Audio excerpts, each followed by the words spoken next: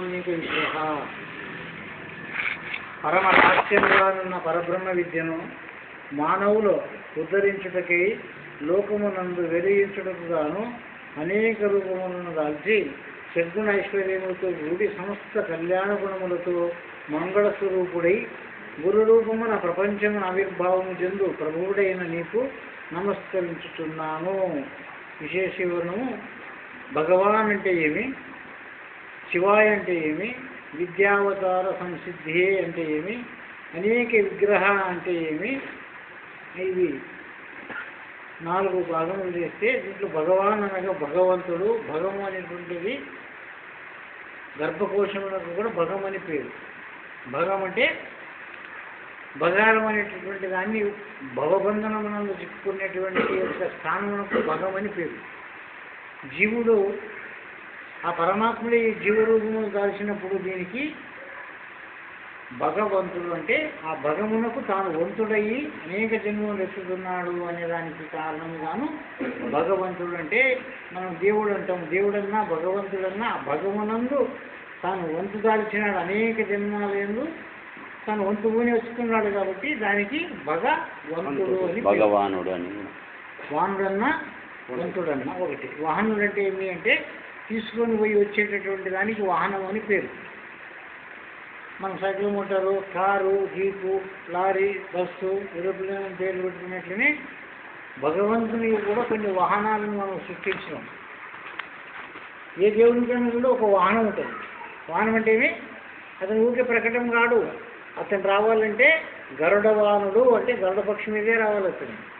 నందివాహనుడు అంటే ఆ ఎద్దు మీదనే రావాలి అతను. శివవాహనుడు అంటే ఆ దేవి ఆ శివ మీదనే రావాలి. హంసవాహనం అంటే ఆ బ్రహ్మకి సరస్వతి ఇద్దరికి ఒకటే వాహనం, అది హంసవాహనం. కానీ పార్వతికి పరమేశ్వరం ఒక వాహనం కాదు. పార్వతి వాహనమేమో శివము, పరమేశ్వరం వాహనమేమో నంది. అట్లనే మరి లక్ష్మికి ఏం వాహనము? విష్ణువుకి ఏమో గరుడ వాహనమాయ. మరి లక్ష్మికి ఏం వాహనము అంటే ముసలి వాహనము అన్నది. ఏకమిశ్రం ఉంటుంది కదా, అది లక్ష్మి వాహనం అంటారు దాన్ని. గంగకి కూడా ముసలి వాహనమే. అట్లా ఒక్కొక్క దేవునికి ఒక్కొక్క వాహనాలు ఉన్నట్లు నవిలి వాహనము, మూషికం అంటే ఎలక వాహనము, ఒక్కొక్క దేవునికి ఒక్కొక్క వాహనములు ఉండినట్లనే ఈ భగవాన్ అనేటటువంటి వాహనం ఏమి భగవానికి అంటే భగమే వాహనం. ఆ భగవనంలో తాను ధారణమై ఉండి తండ్రి గర్భంలో 3 నెలలు వాసన చేసిన తర్వాత అక్కడ తను ఉండడానికి కాక బయలు వెడగాలనేటటువంటి యొక్క ఉత్కృష్టతని నరాల యందు పొందేటటువంటి లక్షణం అన్నారు. భగవనందు పోయేదానికి ప్రవేశం చేసేదానికి తండ్రి గర్భం ఉంటే తల్లి గర్భంలో చేరుతున్నాడు. చేరినాక అక్కడ ఎన్ని దినాలు ఉంటాడు జీవుడు అంటే 9 మాసములు అన్నారు. 9 మాసములు గర్భంలో నుండి మళ్ళీ బయలు వెళ్ళటానికి ఎన్ని మాసములు అవుతాయంటే 12 మాసములు అవుతాయి. అంటే 4 నెలలు ఎండాకాలము, 4 నెలలు వానకాలము, 4 నెలలు చలికాలము. ఈ 3 12లో 3 నెలలు మనం తినే ఆహారం సంపూర్ణ ఆకృతి చెందేదానికి 3 నెలలు పడుతుంది. దీన్ని మీరు లెక్కేసుకునండి. ఒక హారము సంపూర్ణ స్థితికి రానికి ఎన్ని దినాలు అవుతుంది అంటే 48 రోజులు అవుతుంది. దానికి ఏమన్నారు అంటే 48 రోజుల మండలము అన్నారు. ఆ మండలం అయ్యేదానికి ఏం చేసినారు అంటే 40 దినములు ఎప్పుడైందంటే అది మండలం అయిపోతుంది. అక్కడ 7 ధాతువులు లెక్కేయండి. 7 రోజులు 8 దినాలు లెక్క 49 దినములు.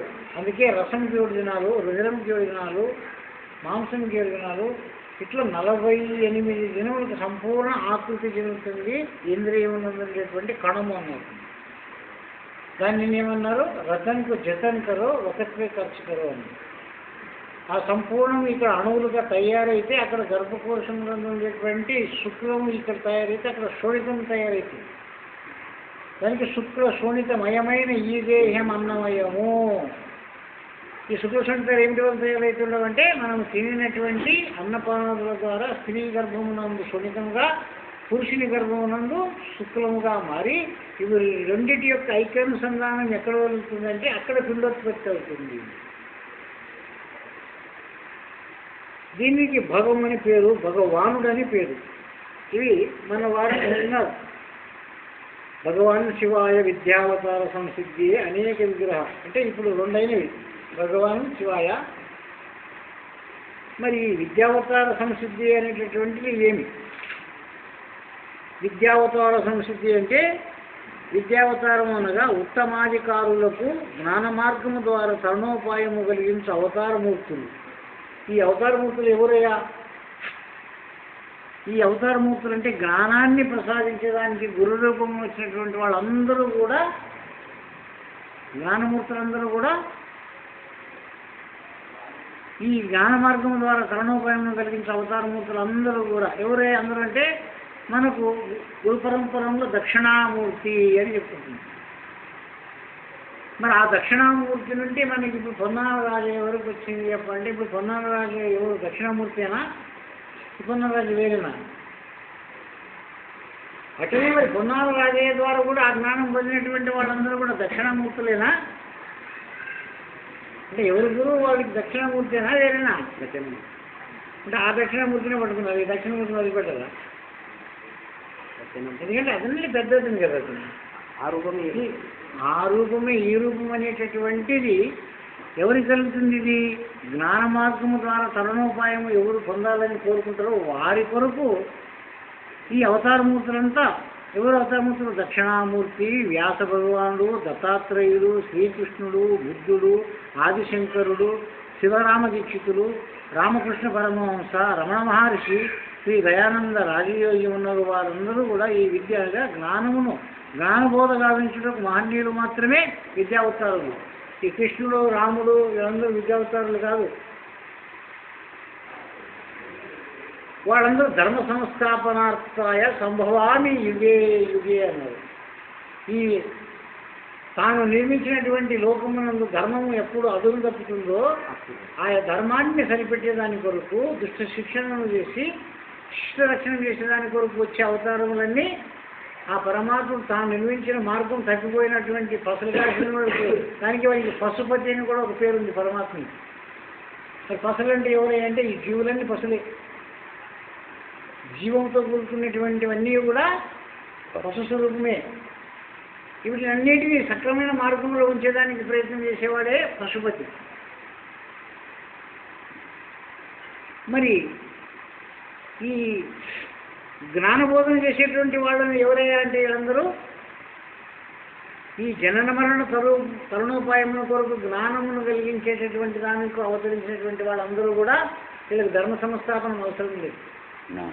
వీళ్ళ కేవలము జ్ఞానమూర్తులు. అందుకని మనం బ్రహ్మానందం పరమసుఖదం కేవలం జ్ఞానమూర్తి. ఈ మూర్తులు దక్షిణామూర్తి కానీ, వ్యాసుడు కానీ, దక్షిణామూర్తి కానీ, శంకరాచార్యులు కానీ, మరి రామకృష్ణ పరమహంసులు కానీ, రమణ మహర్షులు కానీ, దయానంద సరస్వతి మరి దయానందులు కానీ, ఈ జ్ఞానాన్ని బోధించే వాళ్ళందరూ కూడా జ్ఞానస్వరూపులే. వీళ్ళందరూ కూడా దక్షిణామూర్తి అంశమే. అంటే అది ఎందుకు మొదలుచుంటుందని అంటే అందుకే అతని ఒక స్థితిని 4 తన కాళ్ళ కింద తొక్కి పెట్టింటాడు దక్షిణామూర్తిని. అతని ఫోటో చూడండి, మనకేం తెలుస్తుంది అక్కడ ఎవరింద తొక్కి పెట్టినాడు. మాయా అనేటటువంటి ప్రతి మానవుని నాశనం చేసేదాని కొరకు సదా ఎప్పటికీ పరమాత్మ సృష్టికి విభిన్నంగా వర్తిస్తుంది. అటువంటి దానిని తీసేసే మార్గము, దానిని తప్పించుకునే మార్గము, లేక దానిని వదిలే మార్గమును బోధించేటువంటి వాళ్ళందరూ కూడా జ్ఞానావతార పురుషులే. అందుకే పొన్నాల రాజేంద్రుడు ఏమన్నారు అంటే మాయనే లేదని చాటుడి చెప్పండి. మాయనే లేదు, ప్రపంచమంతా మాయ ఈ రూపంగా వేసిందని. ఇప్పుడు ఒక ఆయన పాట పాడి కదా గద్దెలో ఉందేపాయన ఏమని పాడింది పాట? దాటరా మాయను దాటరా, దాటి అడిగిపోవాలి వదిలించారు. నువ్వు ఎక్కడ దాటితే నీ అందుకనే ఉంది మాయ, నీకు నీదయ్యే అంటుకొని ఉంది అది. మరి అటువంటిది ఎప్పుడు నీకు జ్ఞానం కలుగుతుందో రాదు, లేనే లేదు. మరుపు రూపంలో మాయ ఉంది కానీ ఎరుక రూపంలో మాయ లేదు. అజ్ఞాన రూపంలో దుఃఖం ఉంది కానీ జ్ఞాన రూపంలో దుఃఖము లేదు. అటువంటి దుఃఖరహితమైనటువంటి స్థితిని కలిగించేటటువంటి వాళ్ళు కనుక వాళ్ళని జ్ఞానమూర్తులు. ఎప్పుడైతే నీకు ఆ ఆత్మజ్ఞానం కలిగిందో అప్పుడు మాయ లేదు, దుఃఖం లేదు. మరి అవతార పురుషులందరూ ఏం చేస్తుంటారు? మీకు ధర్మరక్షణ కొరకు వచ్చినటువంటి వాళ్ళందరూ ఏం చేస్తుంటారు? ధర్మమును నీకు హాని కలిగినప్పుడు, ధర్మం తప్పినప్పుడు నీ సత్యమైన మార్గంలో ఉంచేదాని కొరకు వచ్చినటువంటి మూర్తులన్నీ ధర్మరక్షణ కొరకు వచ్చినటువంటి వాళ్ళు. ఇవి ధర్మరక్షణ కొరకు రాలేదు. నీ యొక్క స్వరూపము నువ్వు మర్చిపోయినావు. ఎందుకంటే మర్చిపోయిన స్వస్వరూపము మరునామని కిరత చేసి తిరిగి చూడక మనసు తెలిపిన స్థిరముగా నా స్వామి సద్గురు. నా గురుమూర్తి ఏం బోధించినాకంటే, ఒరే నీవేరా, నిన్ను నీవు మర్చిపెట్టి ఎక్కడో దేవుడు ఉండని, ఎక్కడో దేవతలు ఉండవని చెప్పి భ్రమలో మునిగిపోతుండవు. తిరిగి చూడు, మొక్కము దిక్కితే మోక్షం ఉన్నది. ఇవన్నీ పదములు జ్ఞాన పదములుగా వాడినారు కాబట్టి వాళ్ళనందరినీ విద్యావతార స్వరూపుడు. విద్యనే విద్య కొరకే అవతారం ఎత్తినటువంటి వాళ్ళు, వేరే ఏమి వాళ్ళ పని లేదు. లోకం కొరకు కాదు, విద్య కొరకే. లోకంలో పాడైపోతుందా, లోకం అంతా దరిద్రం వచ్చిందా, లోకం అంతా నాశనం అయిపోతుందా అనేటువంటి దాని గురించి వాళ్ళు పట్టించుకోరు. వాడు తప్పు కావడుతున్నాడా, వాడు తప్పు సంపాదిస్తున్నాడా, అవన్నీ మనకు అవసరం లేదు. విద్యావతారులకు ఏమవసరమో, నీవెవరో నీ స్థితిని నీవు పోగొట్టుకున్నావు కాబట్టి నిన్ను నువ్వు తెలుసుకున్నాక నీవు దానమన్నా చెయ్యి పాడయ్యన్నపు నాకు సంబంధం లేదు. నిన్ను నీకు ఎరకపరిచేటటువంటి దాని కొరకే నా అవతారం యొక్క స్థితి. అందుకని దుష్ట శిక్షణకు వచ్చినటువంటి అవతారము, ఆ దుష్ట శిక్షణ ముగిస్తేనే అవతారం ముగిసిపోతుంది. రామావతారము రావణ సంహారంతో సమాప్తమవుతుంది. కృష్ణావతారము దుర్యోధనాదుల యొక్క సంహారంతో వారి యొక్క అవతారం సమాప్తమవుతుంది. ప్రతి ఒక్క అవతారం నుంచి ఏదాని కొరకు ఎత్తినాడో దానికి సమాప్తమవుతుంది. మత్స్యావతారం ఏదాని కొరకు వచ్చిందో అదైతేనే మత్స్యావతారం ముగిసిపోయింది. కుర్మావతారం ఎందుకు వచ్చిందో ఆ కుర్మావతారం ఆ ధర్మం కొరకు వచ్చి ఆ ధర్మం అది ముగిసిపోయింది. వర అవతారము ప్రతి ఒక్క అవతారం ఒక్కొక్క దాని కొరకు వచ్చి ఆ అవతారం ముగిస్తేనే అయిపోయింది. ఒక్కొక్క అవతారం ఒక్కొక్క కారణం ఉంది. మరి మానవ అవతారంలో వచ్చినటువంటి కృష్ణుడు, రాముడు అందరూ కూడా వాళ్ళే అంటుంటారు కదా, వాళ్ళకేం పని ఉందంటే వాళ్ళు కేవలం ధర్మాన్ని స్థితిలో పెట్టడానికి వచ్చినటువంటి వాళ్ళే. అయితే మరి ఇతని ధర్మాన్ని స్థితిలో పెట్టడానికి వచ్చి కృష్ణుడు ఏమైపోయినప్పుడు అక్కడ జ్ఞానావతారం కూడా అన్నారు. దానికి అతన్ని జగద్గురువు అన్నారు కృష్ణుడు. ఎవరిని జగద్గురువు అని అనలేదు. ఎందుకనలేదు? ఇటు ధర్మాన్ని పావులు పెట్టినాడు, ఇటు జ్ఞానాన్ని కూడా బోధించినాడు. అర్జునునికి ధర్మ రక్షణ వేసేదాని కొరకు దుష్ట శిక్షణ వేసేటటువంటి దానికి భగవద్గీత బోధించినాడు. తర్వాత మీ జన్మ తరుణోపాయం కొరకు ఉత్తర గీతను బోధించినాడు. ఉద్ధవుడు సాధకుడు కూడా అతనే, బోధకుడు కూడా అతనే. అందుకే వీళ్ళన్నీ విద్యావతార మూర్తులు. కేవలము ధర్మ సంస్థానం కొరకు బ్రహ్మ విద్య లోకమును సుప్రతిష్టమనోచుటకు ప్రవహించిన వారే. ఈ బ్రహ్మ విద్య ఎక్కడెక్కడ నాశనం అయిపోతుందంటే అక్కడెక్కడ విద్యావతారం ఎత్తి ఆ పరమాత్ముడే ఈ రూపంలో వచ్చినాడనేటువంటి భావం శిష్యులకి జరగాలనేటటువంటి దాని కొరకు ఈ మాటను చెప్పవలసి వచ్చింది. అటువంటి విద్యావతారములు బ్రహ్మ విద్య శిష్య పరంపర మూలంగానే సుప్రతిష్టమవుతుంది, లేకుంటే కాదు. ఈ బ్రహ్మ విద్య మనకి వచ్చిందంటే ఒక్కొక్క గురువు ద్వారా ఒక్కొక్క శిష్యులు పొంది ఆ శిష్యుల ద్వారా మళ్ళీ తన గురువై మళ్ళీ శిష్యులను చేసి మళ్ళీ శిష్యుల ద్వారానే గురు పరంపరంగా మనం చెప్పుకుంటూ వస్తున్నాం. మరి ఇప్పుడు ఇక్కడ వచ్చినటువంటి గురువుతో ఈ విద్య అయిపోతే గురువుకి ఏం చెప్పడం ఉంటుంది అంటే, నేను పొందినటువంటి విద్య ముందు పీడికి అందుతుందా లేదా దాన్ని అందించేటంత వరకు నీ కర్తవ్యం ఉంటుంది. విద్యావతారం కర్తవ్యం ఎంతవరకు ఉంటుంది? అందించి ఒకడు తయారైపోతే అయిపోయిన పని ముగిసిపోయింది. ఒక మహారాజు పని ఎప్పుడు ముగుతుంది అంటే, ఇంకొక రాజకుమారుని తయారు చేసి రాజ్యమును పట్టాభిషేకం కట్టితే ఇంకా తన అవతారం ముగిసిపోతుంది. అట్లనే ఈ విద్య అనేటటువంటి తన గురువు గారు పొందినటువంటి ఈ జ్ఞానము, ఈ జనన మరణరహితమైనటువంటి ఉపాయము మరి తన శిష్యులకు అందించి వాడు దానిని లోకమును ప్రచారం చేసినప్పుడు మాత్రమే తన జన్మ సార్థకం అవుతుంది. తన గురువుణం తీర్చినంతవరకు ప్రతి గురువు మీద తన గురువుణం ఉంది. కేవలం ధర్మ సంస్థాపనాత్మనగా బ్రహ్మ విద్య లోకమున సుప్రతిష్టమైన చుట్టు కొరకే ఆశ్రమాలు నిర్మాణం చేసి కష్టపడి ఎట్లయినా దీనిని ముందుకు పంపించాలని ఊరూరు తిరిగి రాత్రులు నిద్రలు కాసి వాళ్ళు ఏ కూడి పెడితే అది తిని మరి ఆ జ్ఞానాన్ని అందించేదాని కొరకు పరితపిస్తుంటారు కదా, వాళ్ళు ఏమన్నా సంపాదించుకునే దాని కొరకేనా? అటువంటి జిజ్ఞాసులకు గురువులు ఎంత అవసరమో శిష్యులకు కూడా గురువులకు కూడా శిష్యులు అంతే అవసరము. శిష్యునికేం మంచి గురువు దొరకాలని చెప్పి నువ్వు ఎత్తుకులాడుతున్నావా లేదా? మరి గురువు కూడా నాకు మంచి శిష్యుడు కావాలని గురువు కూడా ఎత్తుకులాడుతున్నాడు. ఎందుకు ఎత్తుకులాడుతున్నాడు? ఈ విద్య పనికిరాని గుండా కొడుకులకల్లా ఇస్తే పాడైపోతుంది ఈ విద్య. దీనిని భద్రముగా దాచిపెట్టేటటువంటి వాడు ఎవడు? మామూలు ఒక తండ్రి తన కొడుకు సొంత కడుపులో పుట్టిన కొడుకే లంగవల్లి కొడుకు అయితే వానికి బీజం ఇస్తారా ఎవడన్నా? మరి ఎవరు చేశారు బీజము? ఆ తండ్రి ఆస్తిని ఎవడు కాపాడుతాడో, ఎవడు దాన్ని ముందుకు తీసుకుపోతాడో, ఎవడు దాన్ని వృద్ధిపరుస్తాడో వానికి ఇస్తారా? మరి అందరూ నా కొడుకేలే అని చెప్పేసి మరి వ్యభిచారం చేసేటటువంటి వాడు, దుర్విషయంలో మునిగిచ్చేటటువంటి వాడు, అటువంటి నీచులకి ఆ ధన కనకాలను ఒప్పచెప్తారా? చెప్పరు.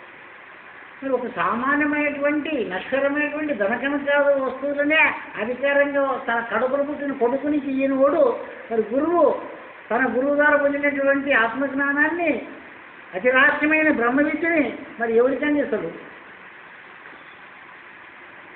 ఏటికి అందిస్తాడు? ఈరోజు ఆ దయానందుల కృపచేత అధికారం పొంది ఇంతమంది శిష్యులను చేసి ఆశ్రమంలో నిర్మాణం చేసి ఈ కీర్తిని పొందుతుండడం అంటే మరి వాళ్ళు పెట్టిన భిక్షనా ఇది? నేను పొందినటువంటి ఫలమా? వాళ్ళు ఇచ్చిన భిక్షనే కదా. మరి వాళ్ళ ఇచ్చిన భిక్షని వాళ్ళకి సమర్పించుకోకుండా నేను చేసిన శిష్యులని నా శిష్యులు వీళ్ళని నా ఇష్టానుసారంగా నన్ను వర్తించినట్లయితే గురుకులకు పాత్రలు అయినట్లేనా?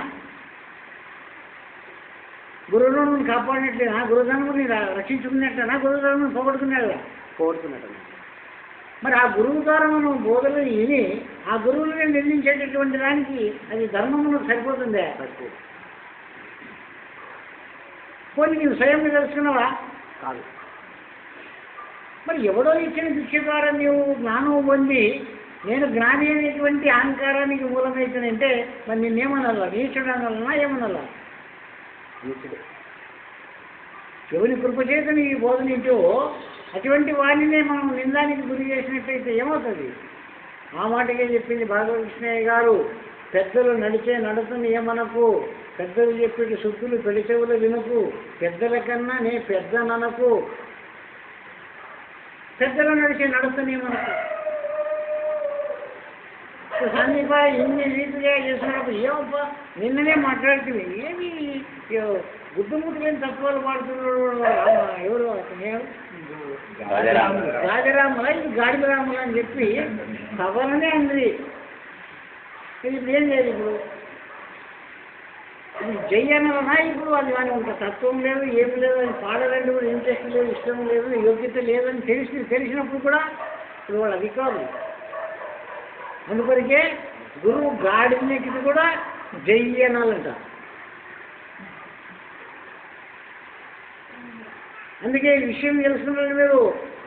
ఎందుకు ఈ పొద్దు పుణ్యము, పొద్దు అమాసాన్ని ఇయ్యని గురువు అంటే అవసరం అమాసాన్ని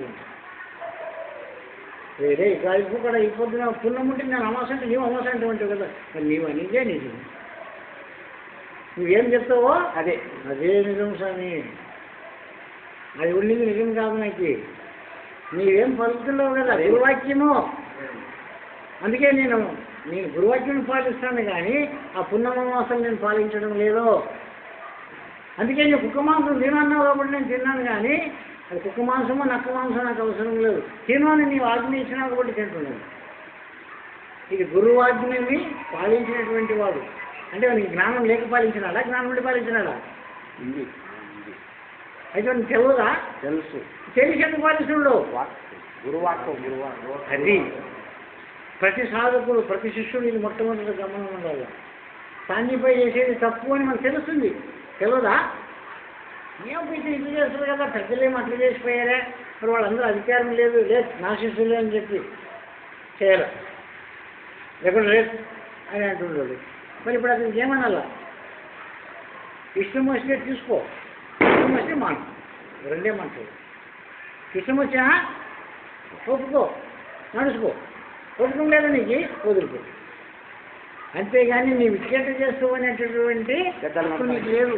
పెద్దలు నడతానని ఏమని నీకు లేదు. నీకు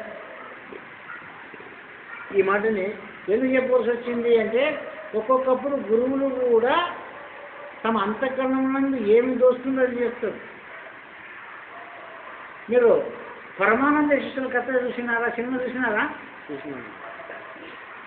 వాళ్ళు జ్ఞానులా మూర్ఖులా? చెప్పండి నాకు. మీరు నిజంగా మీకు గురుభక్తి ఉంటే, మీ గురుభక్తి మీకు అనుభవంకి వచ్చింటే వాళ్ళు చేసేదంతా గురువుకి విరుద్ధంగా చేస్తుండదు. గురువు కాళ్ళు ఒకడు నా కాలంటే ఇది ఇంకొకడు నా కాలు. గురువు నిధులు వచ్చేదే కాళ్ళు ఒత్తుకుంటా ఈ కొడుకు కొట్లాడుతాడు. కొట్లాడి ఒక ఈగ వచ్చి కూర్చుంటాడు. ఆ ఈగ కూర్చుంటాడు ఊరుకుంటాడు. ఆ ఈగని తోలని ఇట్లా కొడతాడు. రే నా కాళ్ళను కొడతావు కొడక నువ్వు అని చెప్పి ఈయన కాళ్ళని ఈడు కొడతాడు. కాళ్ళతో కొడతావు నువ్వు అని చెప్పి ఒకటేప్పుడు కట్టితో తీసుకొని వచ్చుకోడు. ఈ కట్టితో కొడితే వాడేమో కొడక నీ కాళ్ళని నరికేస్తాను కత్తి తీసుకొని వస్తాడు. గురువు అన్నాడు లే రెండు నాట్లాడే లే విడిచిపెట్టది చచ్చిపోతున్నాను. మరి ఏం చేస్తారు శిష్యులు? ఏ స్వామి నువ్వు కొడుకు మా గురువు గారు మా ఇష్టం వింటాం కానీ అర్థం కాదు. ఎందుకు చేస్తున్నాడు అట్లా? ఇవి మూర్ఖులు అన్నాడు అతని. అంతటి మూర్ఖులకి కూడా జ్ఞానం బోధిస్తున్నాడు కదా. మరి ఎనికిడి జన్మలో ఒక శాపం వలన వాళ్ళు ఇరుపులకు వచ్చినారని అతను తెలియదా? గురువు తెలియదా? తెలిసి కూడా వాడు ఏమి చేస్తే కూడా సహిస్తున్నాడు అతను. ఎంతటి నీచమైన పనులు చేసినా దాంట్లో మంచి జరుగుతుంది. వాళ్ళు ఎంత నీచంగా చేస్తారో ఎంత నీచంగా చేస్తారో అంత మేలు జరుగుతుంది. అప్పుడు ఏం చేస్తారు? గురుబాణి చూస్తే ఒరే చంపేస్తారా ఈ దగ్గర కొడుకు నీవే నిత్యం జరుగుతుందని మొగుడిని తిట్టి అప్పుడు గుంజి పడేసి మొగుడిని లేపుతుంది. లేపి అతను లేస్తారు కింద పాము ఉంటుంది. వీళ్ళ శబ్దంకి అది అట్లా అడిగింటుంది. అది బేటిందామెట్టు అతనికి అప్పుడు మృత్యు అనేటటువంటిది వచ్చింటుంది. అటువంటి మృత్యుని రప్పించేదాని కొరకు అతన్ని కాదు కంపెనీకే అతని కింద ఉండిన పాములు కంపెనీకి వాడు ప్రయత్నం చేస్తున్నారు. మనకేం కనపడుతుంది? అతని కాలు కనపడుతుంది. ఆ కాలు కింద అడిగింది అది పాము. అది ఆ జ్ఞానులకి అది దోచింది. వాడు దానిని చంపాలని ప్రయత్నం చేస్తున్నారు. వాడు కాలం పెట్టడానికి కంపెనీ. అందుకే ఒకప్పుడు ధనం లేదని గురువు అతి కష్టంలో ఉంటాడు. పెళ్లి చేయాలి ఒకటే బిడ్డ ఎట్లా చేయాలి వరదక్షిణం ఇచ్చినాను ఈయనకి పైసలు లేవు అని చెప్పి చింత చేసుకుంటూ కూర్చుంటే ఏమరా నేను అప్పు పోయి అడుగునికి పోతున్నాను, మీరు ఇల్లు భద్రంగా అంత సున్నంగా మీరు సరిగ్గా చేసి పెట్టండి, అన్నీ మంచిగా చేయండి అని చెప్తే వాళ్ళు ఏం చేస్తారు? ఇవన్నీ పాత వాక్యాలు ఉండదు, కొత్త వాక్యాలు చేసి పెడితే దాదా గురువులకు పెళ్లి ఉండదని చెప్పి ఆ పాత వాక్యాలను కిట్టిపాడేస్తారు. ఎన్నో ఎన్నో వాక్యాలు ఆ వాక్యాల మీద సొరంగంలో ₹2 పెట్టింటారు ఇంటి తరంలో దబదబదబదబదబదు. అవన్నీ తీసుకొని పెట్టేసి ఈ పాతి దుడ్లు ఇవి మనం గురువు తినరాజు ఇంటిని కొనబెట్టేసి కాలు పోసొస్తుంది. ఇతను వచ్చి బాటి ముడతలేదు, అప్పు ముడతలేదు, ఏం ముడతలేదు, వచ్చి ఇది చేసుకుని చూస్తాడు. వరి ఏం పని చేస్తుంది కదరా, కొంపంత పాటు చేస్తుంది, ఇదంతా పెరిగినారు కదరా అని చెప్తుందంటే పెరిగింది దాంట్లో అంత పాపం పోసింది, అంత తీసి పాడేస్తుందని చెప్పి పాడేస్తుంది. పాపం పోసింది ఏం పాపం పోసిండ్రా అంటే అక్కడ చూపిస్తాం రా అని చెప్పి గురువుని తోలుకొని పోయి ఆ కాలను పోసి ₹2 చూపిస్తాం. మరి ₹2 చూసిన గురువు ఈ పాపం అని ఈశ్వర తీసుకొస్తాడు. అందుకని భగవద్గీత కందారం చెప్తారు, నీచోత్తములు ఇచ్చిన ధనములు కోవిలోత్తములు చేవనరే చెలిమి. వాడు నీచుడు వస్తాడు, మహాపాపం చేసినాడు తెలుస్తుంది, మరి వాడు ధనం ఇస్తే నీవు పాపం చేసిన నా వల్లప్ప అంటాడు గురువు. ఇంకొక రహస్యం ఉంది దీంట్లో, వెనకడికి తోళ్ళ సంచులు ఉన్నాయంట, తోళ్ళు ఆవు ఎద్దులు తోళ్ళతో సంచులు కుట్టించుకొని ఆ తోళ్ళ గుడ్లలో పెడుతున్నట్టు తోలు సంచులే తోలు పెట్టేలోన. అప్పుడు ఆ పాము మట్టి ఇప్పుడు కండపం రాసిన ఆ కాలానికంగా మారిపోతుంది. తోలు పెట్టెలోన ధనంబును తొమ్మిదోత్తములు ముట్టరే చెల్లి బాపునోడు కదా, తోలును ముట్టరా, వారి చిన్న ధనమున తోలు సంచులు పెట్టుకోరా, ఆ తోలు సంచులు కట్టుకోరా, అది సచిన తోలు, ఇది బతికిన తోలు, రెండు తోలే. మరి ఇప్పుడు బాపనోళ్ళు ఏంటంటే తోలు చిచి అంటుండేవి. మరి అప్పుడు బాపనోళ్ళు తోలు కట్టుకుంటారా? తన అనుభవం తనకు అందిస్తున్నాడు, జ్ఞానం. మనం నీళ్ళు ముడితే బాపనోళ్ళు చల్లేస్తారు. ముట్టిన నీళ్ళు తాగుతారా? మరి మీరు ముట్టిన పాలని చల్లుతారా? మీరు ముట్టిన పేరుని చల్లుతారా? మీరు ముట్టిన కాయగూరని పారేస్తారా? మరి అన్నీ మీరు ముట్టినవన్నీ తిన్నప్పుడు నీళ్ళని ఎందుకు వంట చల్లిస్తారు? నీళ్ళని ఒక్కటే ఎందుకు చల్లుతారు అడిగినారు ఎప్పుడైనా బాపనోళ్ళని? ఎందుకంటే నీళ్ళకి విలువలేదు, వృధా దొరుకుతాయి కాబట్టి వాటిని చల్లుకొని మళ్ళీ మనం పట్టుకుంటామంటుంది. పాలను చల్లుకుంటే ఆడబడుతుంది, మళ్ళీ ఈడే తెచ్చేయాలి. చేతితోనే పిసికి ఎన్ని తీసి నెయ్యి చేస్తారు. మరి ఎవరో మురిగిన చేతులతోనే పిసికి కడిగిన ఎన్నని కాసిన నెయ్యి బ్రాహ్మణులు తినరా? మరి ఊకేడు నీళ్ళని కడవని ఇట్లా ఊటితోనే పారేస్తానికి. ఇంకా కొన్ని మీరు జ్ఞానాలు తెలుసుకోవాలని చాలా ఉండేవి. ఏటగాళ్ళు కుందేలని నోట్లో పెట్టుకొని ఇట్లా అర్థం కొరికి ఇదిరించి పారేస్తే దాన్ని తన్ని ఆ నోట్లో ఉందని గుంజుకొని వచ్చుకొని వండుకొని తింటారు. మీరు చూసిండో లేదు, అడగండి కావాలండి పోయి, ఎట్టగాలని అడగండి, మీకు తెలుసు. తెలియదు కదా? అదే అది ఏటగాని పెళ్ళాము బువ్వకుండా వండి పెడితే ఆ కుక్క వచ్చి ఇట్లా ముట్టితే కుండ కాంచెని కింద పడితే ఏం చేస్తారు? కుక్క ముట్టినకుండా కుక్కకే అని పారేస్తారు. మొత్తం పళ్ళు చూస్తారు. మరి నోట్లో ఉండిన దాన్ని కుందేలను గుంజుకొచ్చుకుని వండుకొని తిన్నాడు, కుక్క ముట్టలేదా? ఇప్పుడు అన్నం కూడా ముడితే పారేస్తావా? మరి ఒకరికి ఒక ధర్మము, ఇంకొకరికి ఒక ధర్మమా? ఇవన్నీ జ్ఞానమేనా? ఇటువంటి యొక్క రహస్యాలన్నింటినీ కూడా మన జ్ఞానానికి అందించినటువంటి వాళ్ళందరూ కూడా విద్యావతార పురుషులు.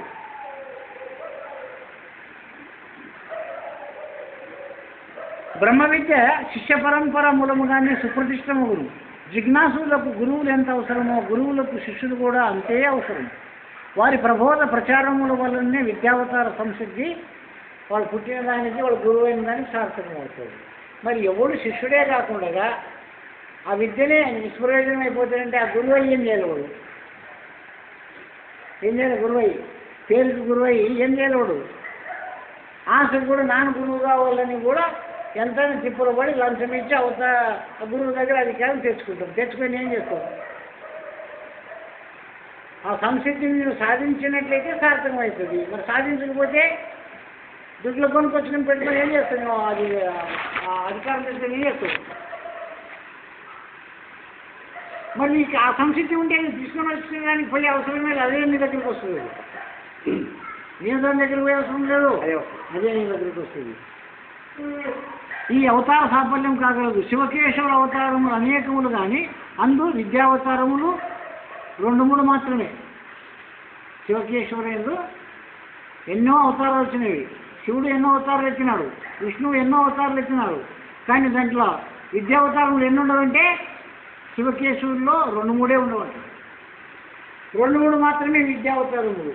మానవాకృతిలోనే ఉండి మానవులకు జన్మమరణములకు సంసారం నుండి విముక్తి కలిగించుటకై ఉద్దేశింపబడినవి మాత్రమే విద్యావతారములు. స్వీకృత అనేక విగ్రహ, స్వీకృత అనేక విగ్రహ. విగ్రహము అనగా శరీర రూపం.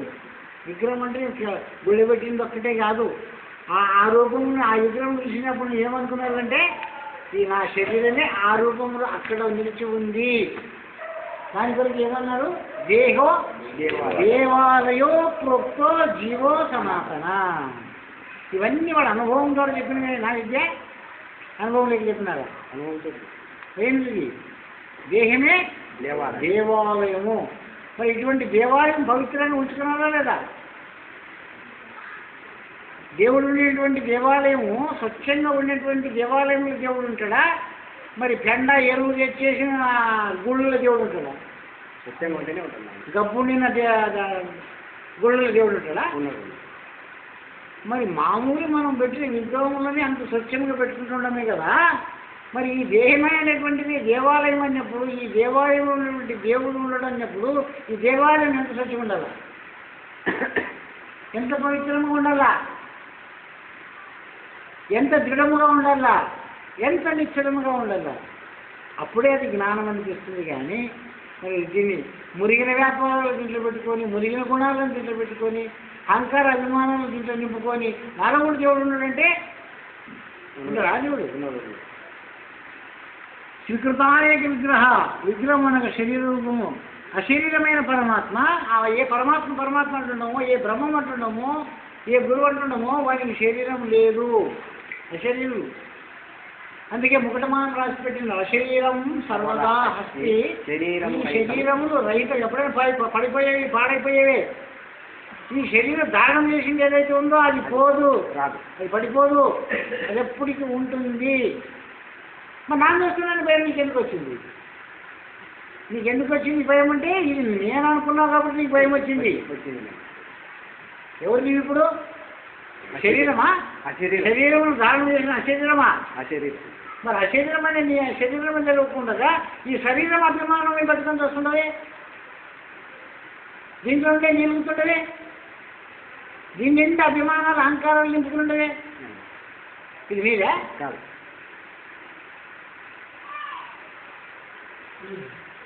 అనేక శరీర రూపంలో వహించి సృష్టిలో ప్రకటమయ్యను.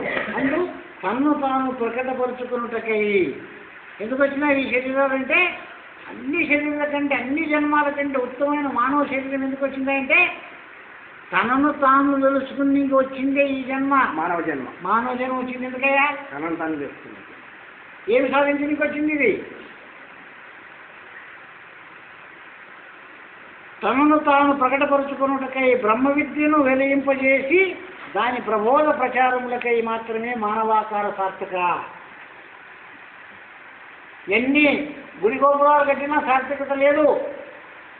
మరి ఎప్పుడు ఈ జన్మ సాధ్యమవుతుంది? దీని అందుండిన జ్ఞానాన్ని 10 మందికి పంచిపెట్టిన నాడు మాత్రమే ఈ జన్మ యొక్క సాఫల్యము, సార్థక జన్మము. ఈ బ్రహ్మ విద్యను వెలింపజేసి దాని ప్రబోధ ప్రచారములకై, ఏ బ్రహ్మ విద్య అయితే మనం కట్టుకున్నామో, ఆశ్రమం నిర్మాణం చేస్తున్నామో, మరి దీని ప్రచారము చేయాలా, ప్రకటపరచాలి. అందువరకే దానికి పీఠం అంటాం. ఇప్పుడు మనం నడిచేది పాఠం అంటాం. అది పీఠం, ఇది పాఠం. ఇది పాఠం. పీఠం ఉన్నాక పాఠం ఉండదు, పీఠం ఉంది పాఠం ఉండదు. మరి ఇప్పుడు ఏముండదు? ప్రచారంగా ఉందే, ఉందే ప్రచారం ఉందే. ఎవరిని పట్టేటప్పుడు ఎవడని చేసుకుని పూజ ఉంది అంటాడు. నాకు పని ఉండదు. ఎవరైనా పోతారు మీ అప్పట్లో ఇంకా 1000 మంది ఎన్ని జన్మాలు ఉంటే ఇది ఆగకుండా వస్తూనే ఉంది. రాకపోతే ఆగిపోతుంది. అందుకే ప్రచారము, ప్రకటనము అంటారు దాన్ని. ప్రకటపరచాలి, తన గురు యొక్క ప్రఖ్యాతిని జగత్తులో ప్రకటపరచాల. ఎవడు ఆ గురు ప్రకారాన్ని ప్రకటపరుస్తాడు వాడే నిజమైన శిష్యుడు. గురువుకి ఏమి ఇస్తే సంతోషపడాడు? ఎప్పుడు పడతాడు గురువు సంతోషము? తన విద్యని తాను మోసుకొని, తన ఒలువుని తాను మోసుకొని తన అభివృద్ధి చేసినప్పుడు ఒక మనిషిని నెత్తి మీద మోసుకుని గంపని నేను ఎదురు మోసుకొని పోతున్నప్పుడు అంటే వానికి ఎంత సంతోషపడతాడు పడతాడా? మరి ఆ భారమును నీ ఈపులో చేసుకుని నీవు ప్రచారం చేసినప్పుడు గురుడు ఎంత సంతోషపడతాడు? ఎప్పుడు సంతోషపడతాడు గురుడు? తాను మోసుకున్నటువంటి భారాన్ని నీవు మోసుకుని ఉన్నాడు. మోసుకున్నావా? ఎవడని చెప్పుకోకలే, ఎవడని పూజ చేసుకుని ఎవడని భూ పెట్టుకుని ఎవడని కసుకుంటున్నా నా సంసారమే నాకు లేదు. గురువు ఆశ్రమం పోయి ఎవడు చేస్తున్నప్పుడు ఇదంతా నీ సంసారం పడిపోయే సంసారంలో పట్టుకుంటుంది. కానీ దాని నుండి ఏమైనా కీర్తి వచ్చిందా నీకు? ఎన్ని కోట్లు సంపాదించినప్పటికీ వస్తుందా? మరి ఎప్పుడు వస్తుంది నీ కీర్తి? ఆ గురు కార్యముల కొరకు ఇటువంటివన్నీ చేసి దాన్ని ప్రచారం చేసి తన గురు యొక్క ప్రకటనని పెంచిన నాడు, పంచిన నాడు మాత్రమే ఈ జన్మ సార్థకం అవుతుంది. మానవుడు పుట్టినందుకు, గురుపాదం పుట్టినందుకు ఏమే సార్థకం అంటే ఆ గురు ప్రచారాన్ని ధారణం చేసినోడు, మోసుకున్నాడు, వరింపజేసి దాని ప్రబోధ ప్రచారములకై మానవాకారము గురు రూపమును, ఈ గురువు ఏదైతే ఉందో మానవాకారములను వచ్చి చెప్తుందే నీకు. ఆ 7 కొండలు కాడు, 7 కొండల మీద ఉన్నాడు వెంకటేశ్వరుడు. మరి ఆ 7 కొండల మీద ఉన్నాడు, నీకు 7 కొండలు ఎక్కితే కూడా నీకు అవ్వడు కాదన్నాడు. మరి ఈ 7 కొండలు ఉండినటువంటి వాడు వాడే ఈడు అనే భావన నీకు కలిగినంత వరకు ఆ వెంకటేశ్వరుడే ఈ రూపంలో వచ్చి బోధిస్తున్నాడు. మా ఇంటి దేవరు ఇదే. ఎవరింటి దేవరు? ప్రతి ఒక్కరు అంటుంటారు మా ఇంటికి కావాలని. మాది కూడా పోతులు మా ఇంటికి కావాలంటారు, బాపనోడు మా ఇంటికి కావాలంటాడు, కాపోడు మా ఇంటికి కావాలంటాడు. అసలు ఎవరింటికి కావాలి అది? ఇదే కదా మన ప్రచారంలో వచ్చింది, మనకి ఎదురయ్యింది తెలుగుపల్లి ఇక్కడ వెంకటరామ గారు. ఇదే కదా, ఎవడయ్యా ఈ హనుమప్ప ఎవరింటికి కావరా? ఈ దేవుడు మాది కూడా ఏం కాపోడా ఏం బాపనోడా ఏటోడు ఈ దేవుడు చెప్పండి. ఇది అడగడం తప్ప? మరి దాన్ని తెలుసుకుంటే వాడు జ్ఞాని అవుతుంది, వాడు తెలియపోయి అజ్ఞానే.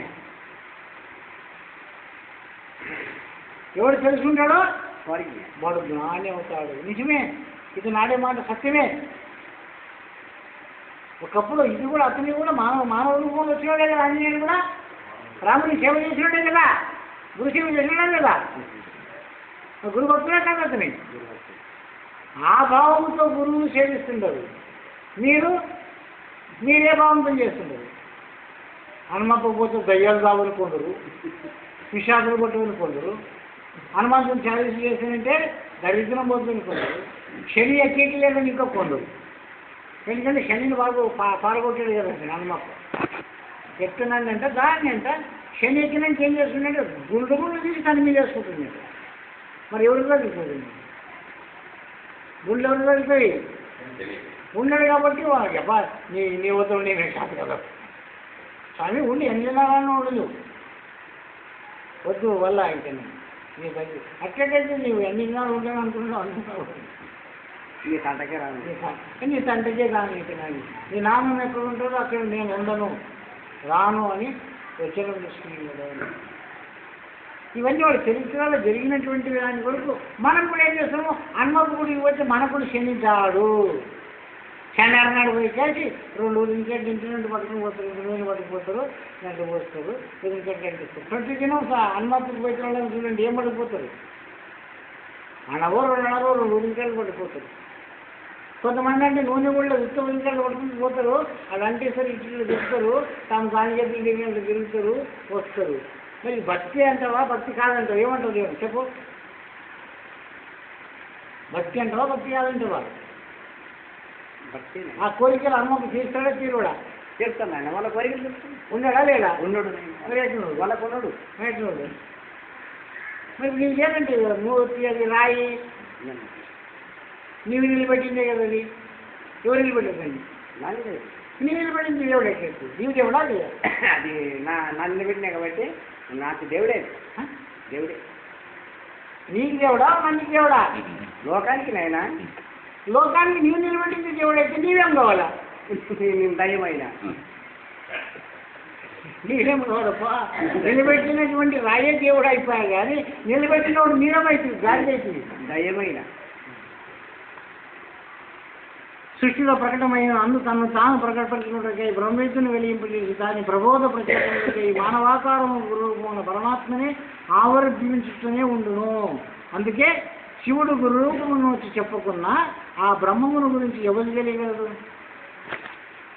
ఆ శివుడే ఈ గురురూపములు వచ్చి మనకి బోధ చేయకుంటే, ఆ శివుడే ఈ గురురూపములు వచ్చి వైద్యం చెప్పుకుంటే ఈ మానవుడికి ఎటు తెలుస్తుంది అది? తెలియదు అని వర్ణించినాడు, కవి వర్ణించినాడు. ఈ శ్లోకమును చెప్పబడిన భగవంతుడు సృష్టి కారణము బ్రహ్మే కానీ పరిపూర్ణ బ్రహ్మము కాదు. ఎన్ని విధములుగా బోధించినప్పటికైనా కూడా, శివుడి గురు రూపంలో వచ్చి చెప్పినప్పటికైనా కూడా ఇతని ఎరక బ్రహ్మమే కానీ పరిపూర్ణ బ్రహ్మము కాదు. పరిపూర్ణ బ్రహ్మము సృష్టి కారణం కాదు. ఏ పరిపూర్ణ బ్రహ్మం అవుతుంది అది సృష్టిని పుట్టించలేరు, దీన్ని పోషించలేరు, దీన్ని నాశనం కూడా చేయలేదు, దీని తంటకే తాలేదు. మరి అది ఎక్కడుంది? అది దీని లోపల ఉంది, దీని బయట ఉంది, దీని మీద ఉంది, దీని కింద ఉంది, దీని వెనక ఉంది, దీని ముందర ఉంది, దీని పార్శ్వంలో ఉంది, సర్వత్రత ఉంది. ఏముంది సర్వత్రత? పరిపూర్ణ బ్రహ్మమే ఉంది సర్వత్రత. ఏక బ్రహ్మం లేదు, వస్తుంది పోతుంది. సృష్టి కారణము కాదు, అది కార్యకారణములు కూడా కాదు. అది ఎన్నడూ ఎట్టి మార్పును ఎరగదు. ఎప్పుడైతే ఎరుపుగా ఉందో అదే సృష్టి ముట్టక మునుపు సృజనశీలత కాకమునుపు ఈ సృష్టి సర్వనాశనమైనప్పుడు కూడా అది నాశనము కాకుండా, అది మార్పు చెందకుండా, దాని ఊరుకోను పోగొట్టుకోకుండా ఎల్లకాలమైన ఏకరూపముగా ఉన్నటువంటిది పరిపూర్ణము, అనేక రూపములు వహించినటువంటిది ఎరుక. అది ఎన్నడూ ఎట్టి మార్పును ఎరగదు.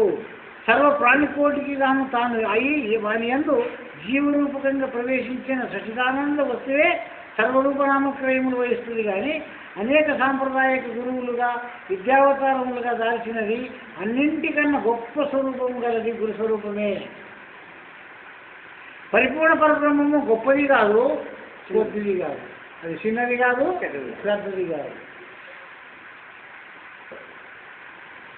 అది ప్రభువు కాదు, విభువు కాదు, అది నాథుడు. ఇతడే శుభస్వరూపుడు. ఈ బ్రహ్మమే సృష్టి కారణమే పరబ్రహ్మమే, ఈ పరబ్రహ్మమే ప్రభువు. సృష్టికి కారణమైన ఏ బ్రహ్మమైతే ఉందో అదే ప్రభువు, అదే శివుడు, అదే అవతారము, అదే గురువు, అదే నాథుడు. ఇతడే శుభస్వరూపుడు, నిత్య మంగళకరుడు కూడా ఇతడే భగవానుడు అన్న. ఇతడే అనేక విద్యావతారములు ఎక్కినటువంటి వాడు. కానీ విద్యావతార సంసిద్ధి ఎప్పుడు కలుగుతుంది అంటే శిష్యులకు జన్మమరణ భ్రాంతి రహితము గావించినప్పుడే కదా తన విద్య యొక్క సార్థకత. ఆశ్రమం కట్టుకున్నంత మాత్రం సార్థకం కాదు. దీని జీవితమే దిక్కుకోలేకుండా నాకు వదిలిపోతుంది. మరి ఎప్పుడు ఇది సాధ్యమవుతుంది కట్టింది అంటే ఇక్కడ ఆ విద్యని అందుకుని ఆ విద్యని ప్రచారం చేసినటువంటి సమర్థులు తయారైనప్పుడు మాత్రమే సార్థకత. ఈ కఠిన దానికి సార్థకత. అప్పుడే విద్య అవతార సంసిద్ధి కూడా కలుగుతుంది. ఆ శిష్యులను జన్మమరణ ప్రాంతరహితం గావించినప్పుడే కదా సర్వప్రాంతరహితం గావించగల వారు ఎవరు? పరిపూర్ణ బోధ గురువులే. ఉత్త ప్రాంతరహితం చేసేవాడు చాలా మంది గురువులు ఉండదు. వారికి సంపూర్ణం కాలేదు. అది కొంతవరకు అష్టగురువుల్లో వీళ్ళందరూ కూడా లోక కళ్యాణం కొరకు ఉపయోగపడినారు. అయితే కొంత మాత్రమే ప్రయోజనం అయ్యింది. మరి ఏమి కొంత ప్రయోజనం అయ్యింది? వాచక గురు, కాయక గురు, నిశ్చిత గురు, కామిక గురు, కుల గురు, మంత్ర గురు, సూచక గురు, వాచక గురు అనేటువంటి వాడు ఆయా దానికి సరిపోయింది. సర్వప్రాంతరహితమే దాని కొరకు ఒక్క పరిపూర్ణ గురువు మాత్రమే సాధ్యము. ఇతర ఈ అష్టగురువుల చేత అందుకే దాన్ని తత్వాల్లో ఏమని పడినారు? అష్టగురువుల కన్నా అచలుడు అధికుడు అమ్మా. ఈ అష్టగురువులు ఎవరైతే ఉన్నారో వీళ్ళందరికంటే అచలుడు అధికుడు. ఏమిటి అధికుడు? సర్వభ్రాంతిరహితమైనప్పుడు ఇంకేముండదు వానికి. కొరత ఉండేటువంటి వాడైతే తక్కువ అయిపోతాడు. కొరతనే లేనటువంటి వానికి అన్నింటికంటే అధికుడేనా? ఇదిలే అనేక విద్యావతారములు ఎత్తిన వాడు. పరిపూర్ణ బోధ గురువులే కనుక లక్ష్యార్థముచే పరిపూర్ణ బోధ గురువులే ఈ శ్లోకం నందు చెప్పబడినారు. ఇది వాచార్థం కొరకు అందరూ గురువులని చెప్తాం. వాచార్థం కొరకు ప్రతి ఒక్కరు గురువు కావాలి. ఏ విధంగా ఒక గురువు కావాలి. కంసర పనికైనా, కమ్మర పనికైనా, కుమ్మర పనికైనా ఏ పని నేర్పాలన్నప్పుడు ఒక గురువు కావాలి. అది ఎంతవరకు లక్షణం మాత్రమే. మరి లక్ష్యార్థంకు లక్షణం సరిపోయింది. ఇవన్నీ లక్ష్యార్థంకి ఒక పరిపూర్ణ గురువులే లక్ష్యార్థం నందు ఉంచుకున్నారు. ఆ లక్ష్యార్థం నందు చెప్పినటువంటివే ఈ బోధంతా కూడా పరిపూర్ణ ప్రబోధకు సంబంధించిన వాటేం కానీ ఈ లక్షణ గురువు కాదు. నేను కూడా అయినాను కదప్ప, నేను సచ్చిదానందం గురువు, మా గురువు సచ్చిదానంద స్వరూపుడు, మేము కూడా ద్వైతులు, మేము కూడా అద్వైతులు, మేము విశిష్టాద్వైతులు, మేము గొప్పవాళ్ళే కదా, మగని గొప్పవాళ్ళు ఉండగా అని కీసులాడుతుండదు. మరి పరిపూర్ణ గురుడు వాళ్ళందరినీ కూడా భ్రాంతి అంటున్నాడు. మరి తాను చెప్పేది కూడా తాను భ్రాంతి అనే బోధించినాడు. ఇది సత్యమని బోధించలేదు పరిపూర్ణుడు. ఎప్పుడు చెప్పినాడు నీకు? వచ్చేవరికి వచ్చిన తర్వాత ఏం చెప్పినాడు? దీని కూడా ఫ్యాక్ ఉందని చేస్తున్నాడు. భ్రాంతి జీవుండు దేవుండు భ్రాంతి ఆత్మ భ్రాంతి యుగములు జగములు భ్రాంతి గురుడు భ్రాంతి లేని భ్రాంతి లేనికిరా భట్టబయలు. మరి ఎప్పుడు భ్రాంతి నీకు లేకుండా పోయిందో అప్పుడు ఈ గురువు ఉండడా? పరిపూర్ణ గురువు కూడా ఉండడా? అప్పుడే గురు శిష్య ఉభయరాహిత్యం కలుగుతుంది. ఉభయరాహిత్యం అయిన తర్వాత ఇంక చెప్పేవాడు గురువు లేడు, విననించే శిష్యుడు లేడు, ఇంక బోయాడు ఉంది. బోధ కూడా అబద్ధమైనప్పుడు అప్పుడు అబద్ధమా ఇప్పుడే అబద్ధమా? అప్పుడు అబద్ధం, ఇప్పుడు కూడా అబద్ధమే. అంత చూడే కదా, ఇప్పుడు కూడా ఏం పర్లేదు గురువు. సర్వభ్రాంతరహితం గావించగల వారు పరిపూర్ణ బోధ గురువులే కనుక లక్ష్యార్థం పరిపూర్ణ బోధ గురువులే ఈ శ్లోకమునందు చెప్పబడిన వారనుట సమంజసము. ఆ విధముగా శిష్యుల జనన మరణ ప్రాంతరహితము గావించి అవతార సాఫల్యము పొందుతున్న గురుదేవులకి ఇవే మా అనంత కోటి ప్రణామములు. ముందు వారము నమస్తే గురువే తుభ్యం సహజానంద రూపిణే యస్య భాగామృతం హాంతి విషం సంసారం సంజ్ఞకం. ఎవరి యొక్క వాక్యామృతము ఈ సంసారం అనే విషయమును నాశనం చేయుచున్నదో అట్టి గురుమూర్తికి నమస్కారము అని ఈ శ్లోకం యొక్క అర్థము. మరి ముందు వారము సహజానంద రూపిణి అంటే ఏమి, వాగామృతం అంటే ఏమి, విషము ఈ సంసార సద్గుణము ఏ రూపకంగా వాగామృతము మన యొక్క సంసార సముద్రం తరింపజేస్తుంది ఆ గురువు ద్వారా. ఎందుకంటే ఒక్కొక్కదానికి ఒక్కొక్క గురువు కావాల్సి వచ్చింది కదా. మరి ఈ పరిపూర్ణ ప్రబోధకి ఒక్క పరిపూర్ణ గురుడే సర్వంగా ఉద్ధరింపజేసేటువంటిది ఉంది కదా. మరి జన్మమరణం రహితం చేసేటువంటి గురువు దగ్గర మనకి దరిద్రం ఎట్లా పోతుంది, మనకు సంపత్తి ఎట్లా కలుగుతుంది అనే అనుమానం ఉంటుంది. కాబట్టి మరి అది కూడా రేపు ఏ రూపకంగా ఈ పరిపూర్ణ గురువు సంప్రాప్తం మీకు కలిగిస్తాడు అనేటువంటి విషయము ముందు వారం వస్తుంది.